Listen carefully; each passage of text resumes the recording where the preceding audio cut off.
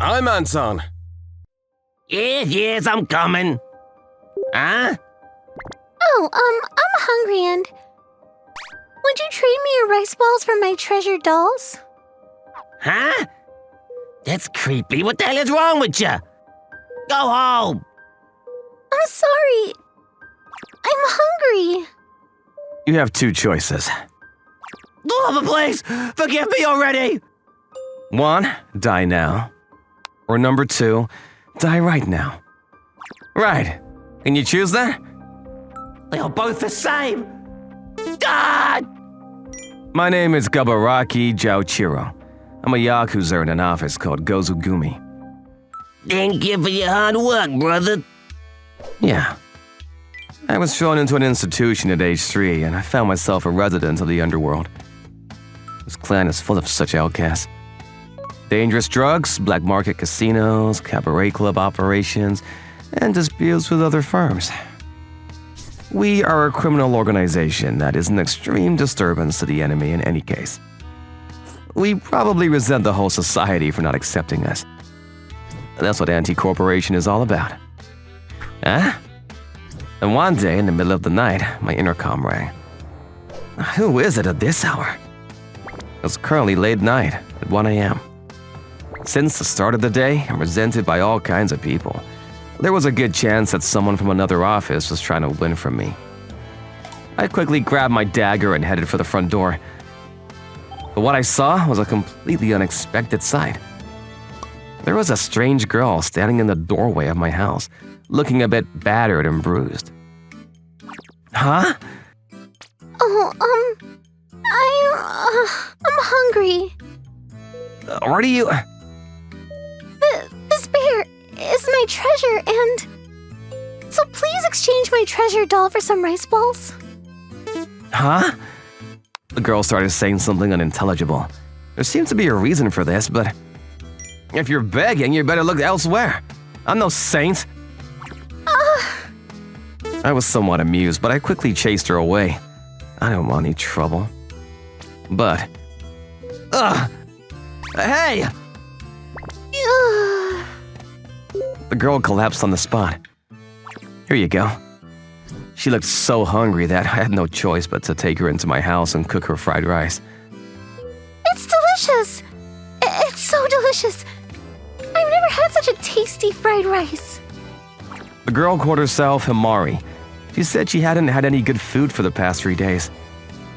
But you, what are you doing here at this hour? Where are your parents?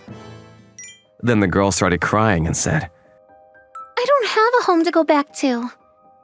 What? Apparently, according to the story, the girl's parents doted on the older sister and never looked at her. My sister is dexterous and smart, but I'm clumsy and bad at dealing with things. I'm sure I'm a failure at being able to do anything. So she felt uncomfortable at home and ran out without a place to go. I don't have a home to go back to anymore. At that moment, memories of my lonely boyhood flashed through my mind. I used to think that my parents had institutionalized me because I was a failure. So you can stay here as long as you want. I decided to leave the girl there for a little while. If I went to the police, they would probably send her back to her parents. I saw myself in the girl and felt a little pity for her. Are you sure? Do whatever, it's fine. Go home whenever you feel ready. I'm going to bed. Next day. Good morning. Oh, right, I picked up that battered girl. I made coffee. The girl I picked up yesterday desperately tried to be helpful. Made morning coffee and was waiting for me, but... I'm sorry. Don't make a mess, you punk! Are you sure of this? It's so cute. Thank you, Uncle. I bought Himari some clothes. The only one outfit she had got stained with coffee. Where is this? It's the clan's office. Then I brought it to the office. You need to get to know properly what kind of people we really are. Little girl, how old are you now? If you're afraid of our brother, you can always come to mine. Thank you so much. So with that, I ended up taking care of Amari for the time being. And the days went by. It has already been half a year since I started living with Amari. My father is a police officer. What does your dad do? Oh, mine is. But even now, Amari doesn't want to go home at all. And her parents didn't seem to be looking for Amari at all. Ah! Hang in there, big brother. Dad, run faster! I had no choice but to send Amari to a nearby elementary school. So far, she seems to be doing well at school. Here you go, you did good today. Yay! I love fried rice. At first, I was just gonna do it on a whim and set it up for her for a few days. But before I knew it, life with Amari had become my daily routine. But this doesn't seem so bad. I was beginning to think my life has been somewhat changed since Amari came. Thank you, Uncle. We're just like each other. I guess we needed each other. It's a substitute for family, isn't it? 10 years later. Are you Amari Sasaki? Yes, I am. When I came home that day, a handyman named Anton appeared in front of me. It's been a long time. You've grown up, haven't you? What? Dad? Mom? My parents, who had never visited me before, came to visit me for the first time in 10 years. They had hired a handyman to locate me. I've been looking for you for a long time. I've missed you. Come on, come live with us again. Huh? And then they wanted to take me in. I couldn't wrap my head around the suddenness of the situation. Of course, I don't think you need to give me an answer right away. I'm sure you have other things going on in your life up till now. You have to talk it over with the person who has taken care of you for the past 10 years and make a decision. Go on. Uncle? At that moment, Uncle Joichiro appeared. I was originally gonna keep you for a few days anyway. If your real parents come for you, there would be no reason for you to stay here anymore. But Being here any longer is just a bother. What? This is goodbye to you now. Bye. No way. Uncle was very cold for some reason. Well, it's settled then. Let's hurry up and go home. Wait a minute. And so I was halfway kicked out of my house to live with my real mom and dad. This is for the best. This is for her own good. That's what I thought. Was that really the best idea? Yeah, those parents seem to have changed his mind. If she can live with her real family, of course that's better. Thanks for bringing them here. And on top of that, I'm a Yakuza. I didn't want Amari to make the wrong decision based on a mere 10 years of feelings. Well, here we are. From today, this is your home again. Yeah. I went back to my house for the first time in 10 years. And this is your room. Doesn't it feel nostalgic? Where's sister?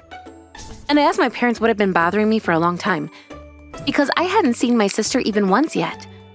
But... What? Sis? She was in a car accident a few years ago. She's almost bedridden now. My sister was in a car accident a few years ago and was now bedridden. So then, I'm going to need you to support her bathing in the afternoons and meals, and then laundry, etc. Hey, wait a minute, what are you talking about? What do you mean? You're in charge of taking care of your sister. We're going out for a bit. Of course you'll do it, right? We're family, after all. That girl. I think she forgot to take this with her. Was this not one of her treasures? In Amari's room, I found a stuffed bear from some time ago.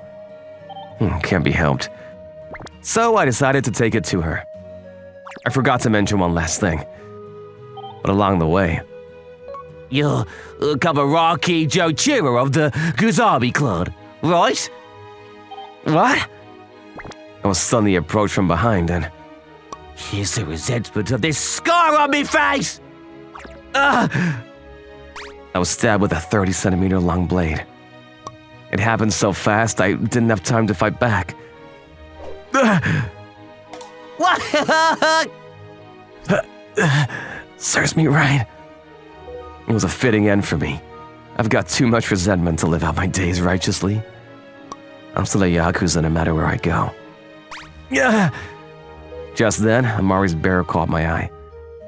Amari, I wanted to see you one last time. Even just one look. I wanted to see you. Then I...